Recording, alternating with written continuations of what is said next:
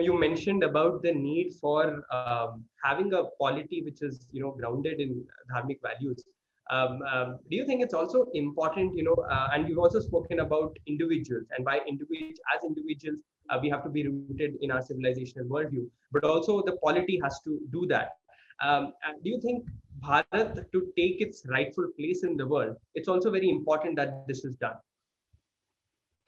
Yeah, Kamal, I think that is the crux, and that is the most important project of our generation, at least, that we should start this process. I just want to go back to the origin of this, and I mentioned this a bit previously, but it's very important that I elaborate. Right. So when we achieved our independence in 1947, we had an opportunity to design a Rajya that aligns with the Rashtra, but I don't think we had the time. We were very nervous that would we stay together, what would happen. So we just picked up whatever we had, right? We adopted a colonial state. We didn't criticize it much. Even if you look at the Constituent Assembly debates, you will not find these questions coming up there, right? So we adopted the concept of a nation state, the union of states, equality of choice, democracy, secularism. These are all taken lock, stock, and barrel from the 1935 Government of India Act, and then brought in, and then we adopted something else from other constitutions. We took up the parliamentary form of the government. We took up a cabinet system. We took up fundamental rights. We never as much spoke about duties, while this entire civilization has only spoken about dharma and duties. But we took up that. We took up the judiciary from somewhere else, right? And this was all brought in here, and there is not much debate that has happened. While if you look at our knowledge tradition, you would find the Dharma Shastras, right? And there has been some commentary on that. But in the entire Constituent Assembly debates, nobody argued on the cause of the Dharma Shastras. You will not find this word even being mentioned there. This is all done in a haste.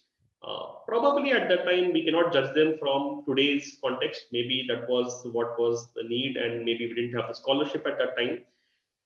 It is about time. Now, if you think about it today, right now we are a stable, growing economy, we have the prosperity and the stability. So can we start thinking that if we would want a polity, right? A lot of African nations also did this during the 90s, right? If we have to redo and we have to do this, how do we do it differently for us that works today?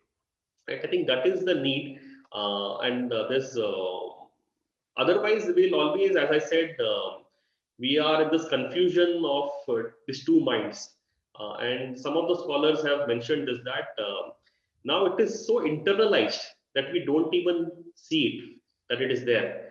And we are trying to find answers in the existing system, and it's not happening. So we'll have to break through and do this. So what would we look at from a dharmic polity lens? I'll give you an example of an institution that is not spoken about as much, but is where we find the difference to be very obvious. And me being in Haryana, I can see this even more starkly. That is the judiciary or the judicial system. Of course, we have a particular way that we have adopted the system. But does that mean we didn't have a judicial system prior to 1947? Right? We always had if a society or a civilization has to flourish, of course, conflicts were resolved in many different ways. Today, you have about 3.5 crore cases are pending. They take their own time. Even if you and I get into a conflict on the street, we don't want to go to the courts. So the very strong institution of the judiciary that is supposed to give me justice, educated elite are feeling afraid of approaching them. So we have an institution that is so alien that we don't understand what they're speaking. We don't know how to approach them. There is no sense of justice because the time taken is too long. The way it is conveyed is very alien to my cultural values. So why does it, even if you go, I walked into the villages of Haryana and talked to people, still to this day, justice is delivered within the community, right? It is the elders, it is the panchayat, it is different institutions that are lasted for several centuries, that are providing accessible justice, not just at low cost, timely, culturally integrated with society. So there is so much happening, and we have ignored all these institutions and have taken up something else, and that has not worked for us. In fact, it is at the verge of a collapse. So if we don't delve into understanding our society and its native institutions, and bring them and give them legitimacy, bring them to the mainstream, and build our polity based on that. What is happening to the judicial system today is going to happen to every other institution. So people don't resonate with what happens in the parliamentary form of democracy. Why do you have this bicameral thing, and what is all this different things? So that doesn't mean we throw it away lock, stock, and barrel. That is not how our society has always been. It has been evolutionary. It believes in small incremental changes. But what is the direction that we need to go? That I think needs to happen. Otherwise, this big divide is only going to increase further and further, because as society becomes more confident and self-assertive, and they realize that these institutions are not working for us, there would be growing anger. So it's about time we really go back. And I think the crux of it again is the constitution. Now, how does it happen without the basic structure of the constitution being changed? I don't know. But if we start the conversation, I'm pretty sure we'll find ways to go about solving this. Absolutely, Shobhitji. Thank you so much. I think we have covered many aspects from institutions like the judiciary to political leadership to institutions to education. It has been a thoroughly enriching conversation with you, Shobhitji. Thank you so much for sharing all of those insights with us.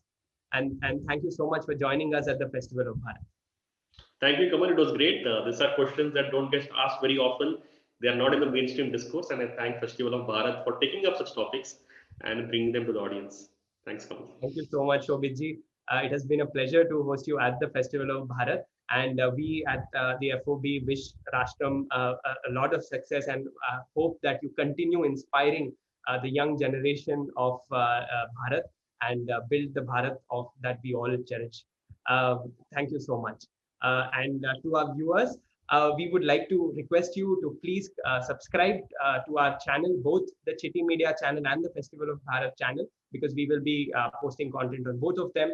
And do share our videos, subscribe, and continue to support us.